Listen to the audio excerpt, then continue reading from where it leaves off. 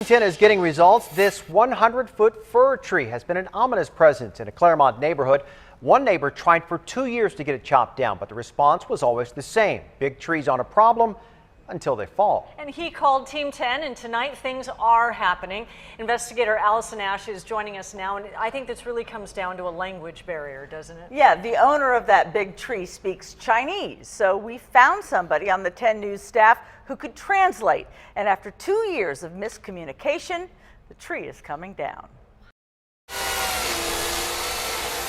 Straight up for like 40 years. In the last few years it began to lean toward the house.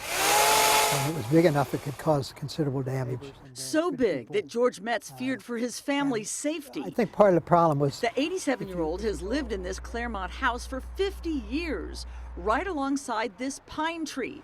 The problem was the tree got bigger and bigger. Now it's finally getting smaller. Metz invited Team 10 to his home during the first El Nino storm in January to show us the tree getting whipped by heavy winds. If it fell, he said, his home would be history. Yeah, it's a pine tree. Metz called the city of San Diego, the fire department, even his own insurance company. And they all said there was nothing they could do until his neighbor's tree fell. And because my neighbor doesn't speak English, there wasn't anything I could do directly with him. So until I got a hold of Channel 10, nothing was happening. Metz sent his neighbor this letter asking politely that the tree at least get trimmed. But the language barrier was very real until 10 News reporter Jessica Chen, who is fluent in Chinese, made a phone call. 2 weeks after that phone call and 1 week after we aired a story about the big tree, it came down in pieces.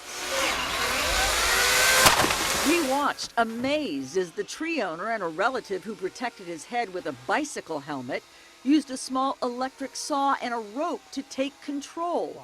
Metz kept his dogs inside just in case. Because if that limb would have fallen on a dog, there'd be no dog. It was the only limb that made it over his fence. The family on the other side, some of them actually do speak English, declined to talk on camera, but did tell me they want to be good neighbors. Case closed. Yeah. Happy ending. Yes, it was. Late today, we learned there was a bit of a problem with the tree takedown. A large section of the trunk came down, took out part of Metz's chain link fence. The good news is, though, it missed his house and nobody got hurt. At least they made the right move. Got it cut down. That's right, the key. before it comes down on his house. True. Right. All right. Thank you. Thanks.